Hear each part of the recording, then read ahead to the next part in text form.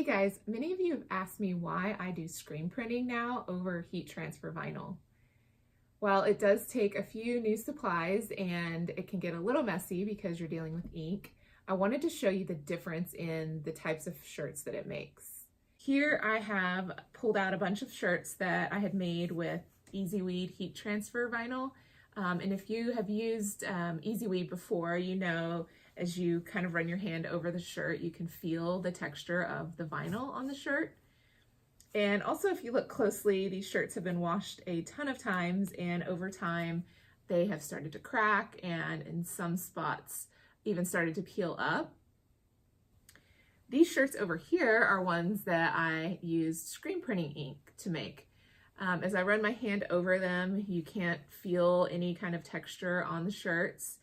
This dark ink on the light shirts really just soaks into the t-shirts. This one in particular, I would have never worn myself a shirt with that much vinyl on it. I just would not have liked the way that it felt. But with screen printing ink, you just can't feel any difference. It's just right there on the shirt. So that is why I now do all of my shirts with screen printing ink instead of heat transfer vinyl.